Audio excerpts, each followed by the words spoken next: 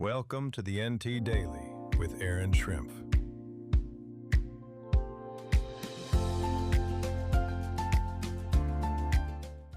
Good morning, I'm Erin Schrimpf and welcome to the NT Daily for Wednesday, April 29th. Here's what's making news today in your local paper.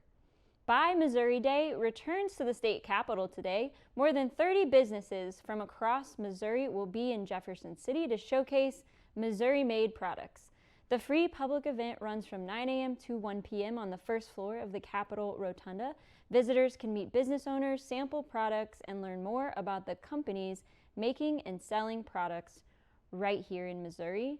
Buy Missouri is an initiative that is housed in the Lieutenant Governor's office.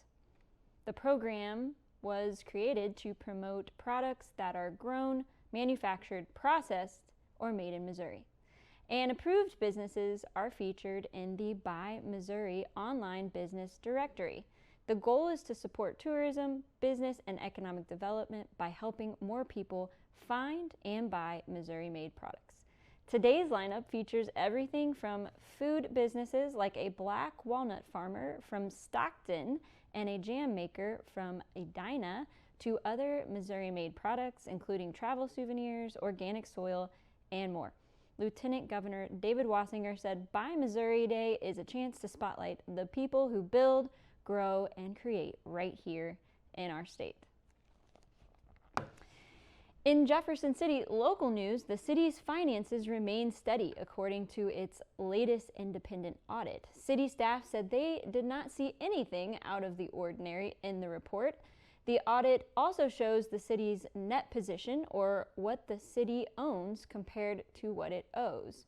It is about $261 million, up from $256 million the year before.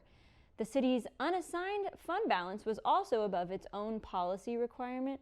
Jefferson City aims to keep at least 17% of general revenue expenditures available for, and the audit found the city had about 22% available. And in another city story, Jefferson City officials are looking ahead to the future of the High Street Viaduct and Wares Creek. The viaduct has been closed since February, and after crews found a large hole in the concrete.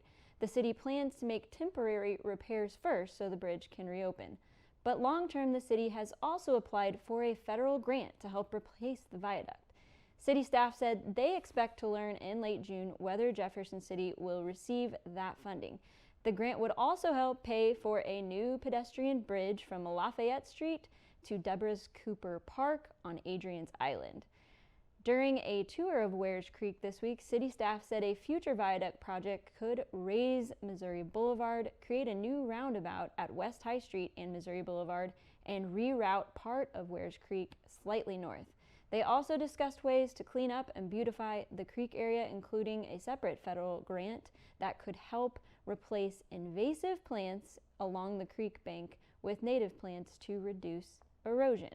You can read both stories online at newstribune.com or in the News Tribune app.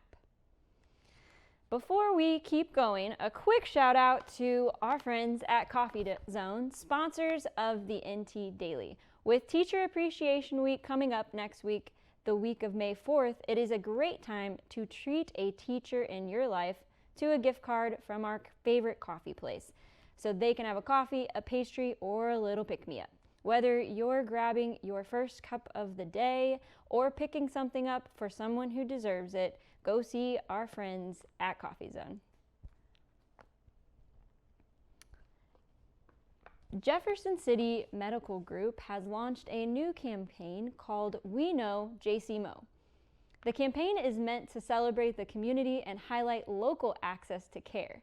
As part of the launch, people around Jefferson City will see a Jeff Tran city bus wrapped with images of local JCMG physicians. JCMG says the bus is also a reminder of how important transportation can be when it comes to accessing healthcare appointments close to home.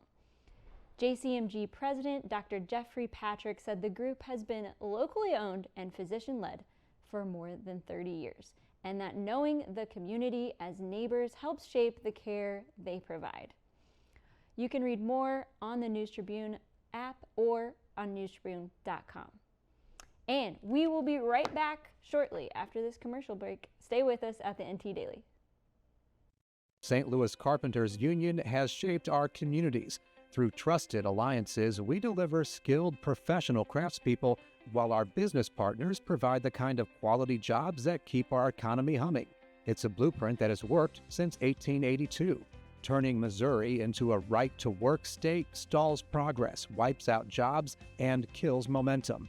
Right to work is wrong for everyone. Let's keep Missouri moving forward. Visit carpdc.org to learn more. We have a severe weather alert to report here. The storm is also bringing the threat of damaging winds and Florida. Here's the thing. When storms bear down, we step up. Ready to go? You bet. Our teams are always ready to keep your power strong. Ameren.com/power-on. Welcome back to the NT Daily.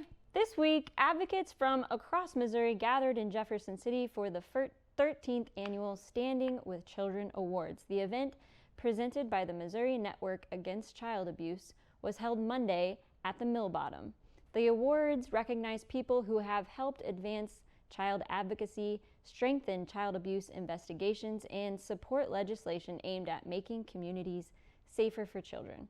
This year's honorees included Congresswoman Ann Wagner, State Representative Ed Lewis, and Dr. Timothy Cutts of SSM Health Cardinal Glennon Children's Hospital, and Elizabeth Phillips, founder of No More Victims. Organizers said the work is focused on supporting children, strengthening systems, and helping survivors' voices shape policy and prevention. And we have a few local sports updates. Monday's severe weather caused several postponements and cancellations across the area. The Helias baseball game against Blair Oaks was postponed until Thursday at 5 at the Falcon Athletic Complex. Several Monday baseball games were canceled, including Calvary Lutheran against Christian Fellowship, Eugene against Vienna, Russellville against Fatima, Jamestown against Prairie Home, and Bell at Owensville. On the soccer side, the Blair Oaks girls game against Stover was canceled and will not be rescheduled. And California girls soccer game against Crocker was moved to May 13th. Looking ahead at tonight's schedule, Helias baseball is at Capital City at 5 p.m. Jefferson City baseball is in Columbia at Hickman at 5 p.m. Blair Oaks will host Fatima at 5 p.m. The Capital City girls soccer will host Hickman at 6:45. As always, check back with the News Tribune for updates if weather changes any of those schedules, and check back for scores and coverage. That is a look at today's headlines from the Jefferson City News Tribune. Thank you again for spending part of your morning with us. You can find these stories and more at newstribune.com or in the News Tribune app. And as always, you can send ideas, community events, anything you'd like us to highlight at the NT Daily at newstribune.com. Thank you all and have a great day.